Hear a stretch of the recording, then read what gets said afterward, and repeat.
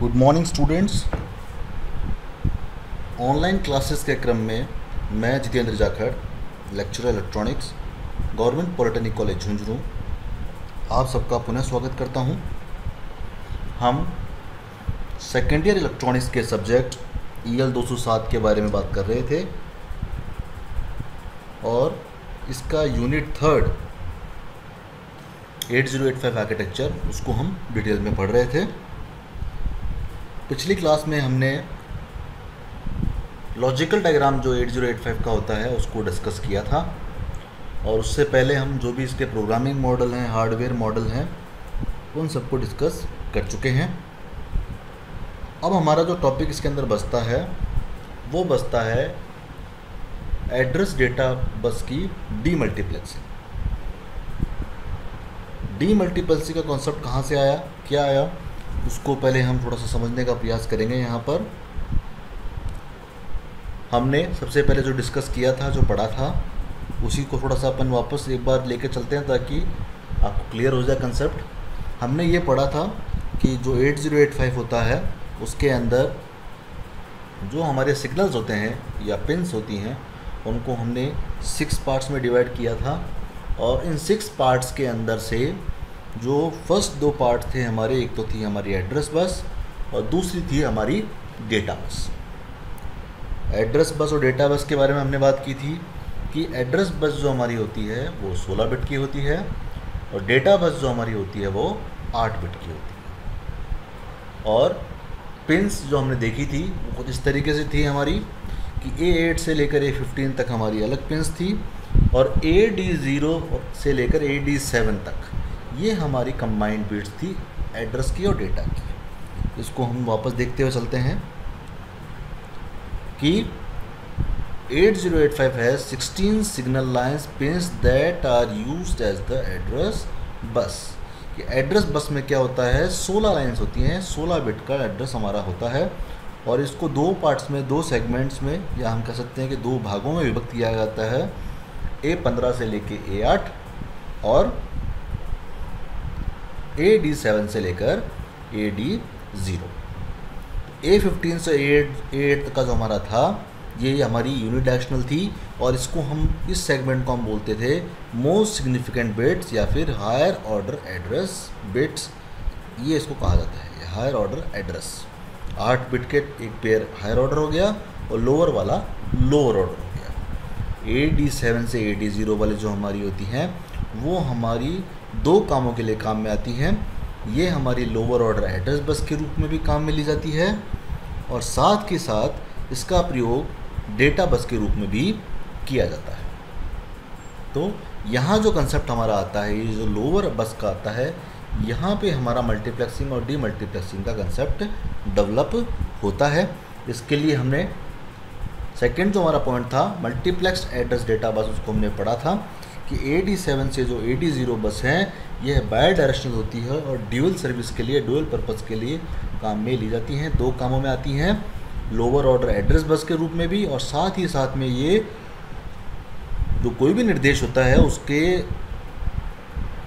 Next part में, शुरुआती भाग में तो एड्रेस बस के भांति कार्य करेगी A7 से A0 तक और जो नेक्स्ट पार्ट आएगा उसके अंदर ये D7 से D0 तक हमारी डेटा बस की भांति कार्य करती है। ये कंसेप्ट हमने यहाँ पर पढ़ा था और इस चीज़ को, ये जो डबल जो इसका एप्लीकेशन आती है, ड्यूअल जो एप्लीकेशन आती है, उस प्रक्रिया को हम बोलते हैं मल्टीप्लेक्सिंग। मल्टीप्लेक्सिंग का कंसेप्ट यही होता है, इसकी परिभाषा में अगर देखें मल्टीप्लेक्सिंग का, तो सेम लाइन या सेम चैनल पे आप नंबर ऑफ डेटा एक साथ ट्रांसमिट करना चाह रहे हो तो उसे मल्टीप्लेक्सिंग कहा जाता है। मल्टीपल पर्पज़ के रूप में काम में ले रहे हो तो नेम सेम 8 बिट की लाइन है, उस पर आप पहले एड्रेस ट्रांसफ़र कर रहे हो और फिर डेटा ट्रांसफ़र कर रहे हो, तो ये जो होता है इसको हम मल्टीप्लेक्सिंग कहते हैं। और हमारी एप्लीकेशंस के अंदर जब हमारी आवश्यकता के अनुरूप इसको जब एड्रेस और डेटा दोनों में अलग अलग रूप में इसको जब डिवाइड करना होता है तो उस ऑपरेशन को या उस प्रक्रिया को हम demultiplexing of lower order address data bus कहते हैं और वही हमारा भी पॉइंट है, उसको हम आज डिस्कस करेंगे। तो ये जो चित्र हमारा है यह दर्शाता है 8085 की डीमल्टीप्लेक्सिंग की प्रक्रिया को। यहाँ पर आपने इस तरफ देखेंगे तो ये चित्र बना हुआ है 8085 माइक्रो प्रोसेसर का। अदर पिंस को हमने यहाँ कंसल्ट नहीं किया है, यहाँ पर आपकी सिर्फ हमने जो बस वाला जो पार्ट है एड्रेस और डेटा बस उसी को यहाँ पर ड्रॉ किया गया है। और एक यहाँ पर हमारा देखेंगे आप ऊपर की तरफ जो पोर्शन है A15 से A8 तक का, ये हमारा हायर ऑर्डर एड्रेस बस हो गई, यहाँ पर आप देख सकते हैं फिगर के अंदर। और नीचे की तरफ जो हमारी है AD7 से AD0 तक की बसेस हैं। ये लाइन जो जा रही है, एक यहाँ पे एक और पार्ट आता है 74LS373, ये हमारा होता है लैच, इसको हम लैच कहते हैं। लैच के अंदर आप देखेंगे एक फ्लिप फ्लॉप लगा हुआ है यहाँ पर, डी फ्लिप फ्लॉप, डी लिखा हुआ है और इसका आउटपुट है Q का बार। और फिर इसके बाद हमने नॉट किया इसका और नॉर्मल आउटपुट यहाँ से अपन ने लिया।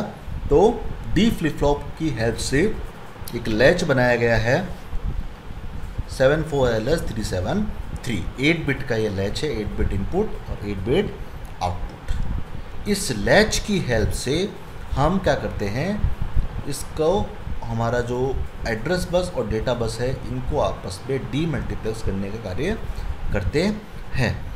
इसमें देखिए एनेबल के पिन आपको नज़र आ रही होगी, लिखी हुई है यहाँ पर। अनेबल करने का कार्य जो किया जाता है वह किया जाता है ALE के माध्यम से, एड्रेस लैच इनेबल। तो ये पिन अपन ने पहले भी डिस्कस की थी कि जब इसको आप हाई कर दोगे यहाँ से तो ये इनेबल हो जाएगा, इस पर क्या रहेगा, एड्रेस रहेगा। और जब ये डिसेबल होगा मतलब ये लो हो जाएगा तो इस पर क्या आ जाएगा, डेटा आ जाएगा। अब ये प्रक्रिया किस प्रकार से होती है इसको हम यहाँ समझने का प्रयास करेंगे।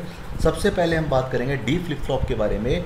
डी फ्लिप फ्लॉप क्या करता है, आप जैसा इनपुट दोगे वैसा का वैसा आउटपुट आपको आगे दे देता है, उसको स्टोर करके एज इट इज आउटपुट पे दे देता है।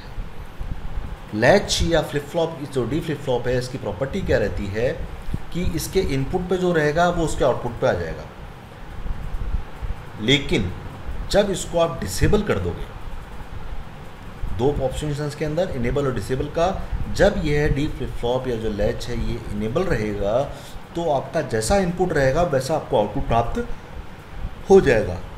0 है तो 0 आ जाएगा, 1 है तो 1 आ जाएगा आउटपुट के ऊपर।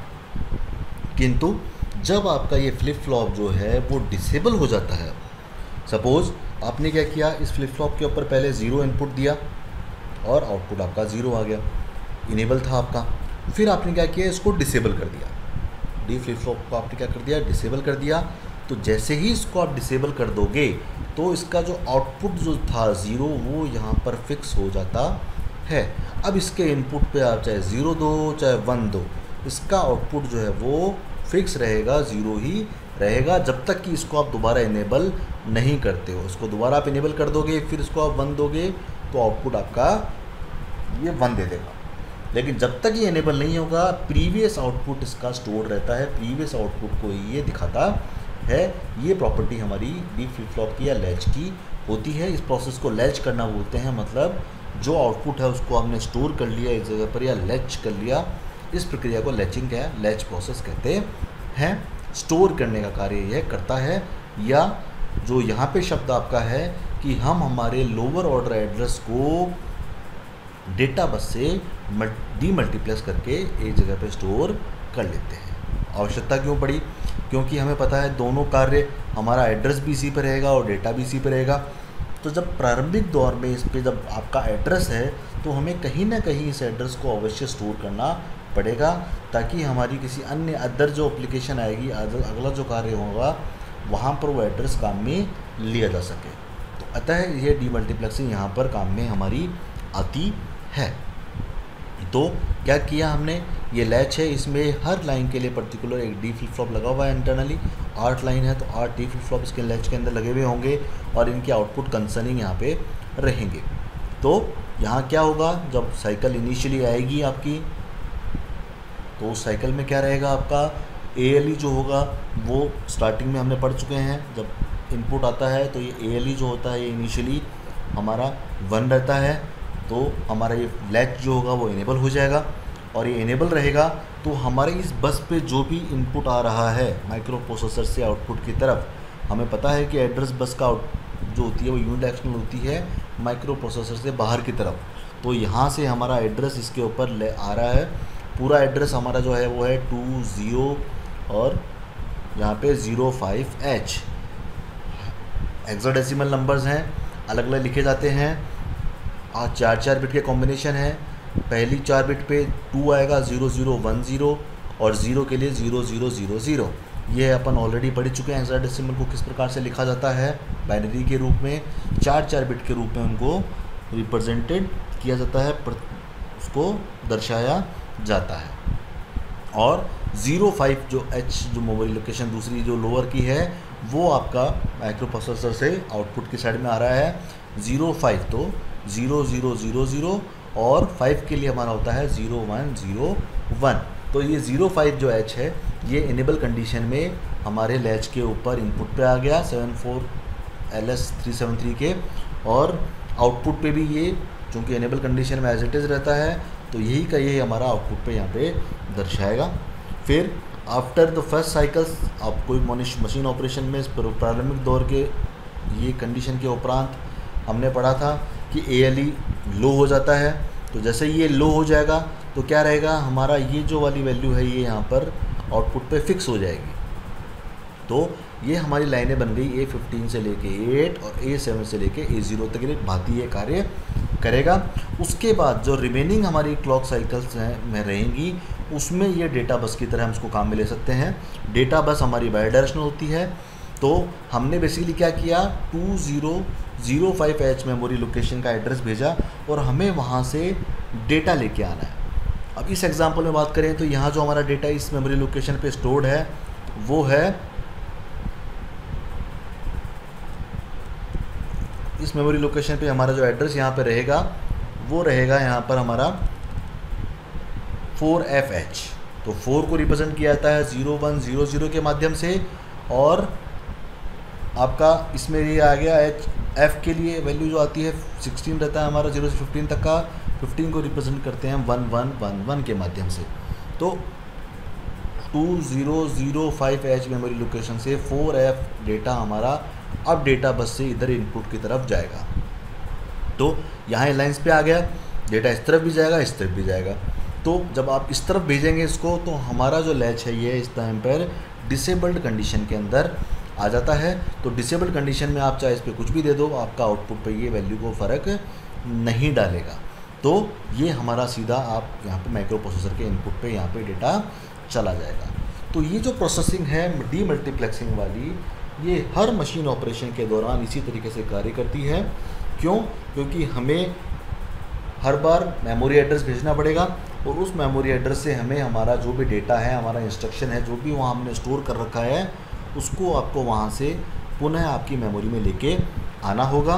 तो ये प्रक्रिया हर मशीन साइकिल में फॉलो होती है। इसका जो महत्वपूर्ण पैरामीटर आता है हमारा, वो एक तो लैच आ गया अपना डी मल्टीप्लेक्सिंग के अंदर, और एक एड्रेस लैच इनेबल यहाँ पर आ जाता है।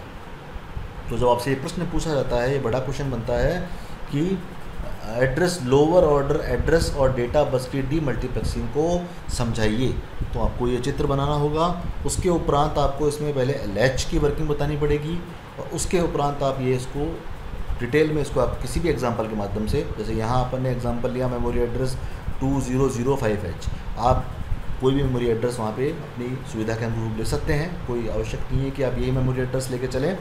ध्यान ये रखिएगा जो बिट्स आप रिप्रेजेंट करें उनको उसी अनुसार यहाँ पर रिप्रेजेंट करें। ऐसा नहीं हो कि आप लिख तो रहे हैं यहाँ पर सपोज़ 2575H, लेकिन आपने जो बिट्स दिखाई वो 2005H के अनुसार करें, क्योंकि हमें इसको रटना नहीं है, इसको समझना है।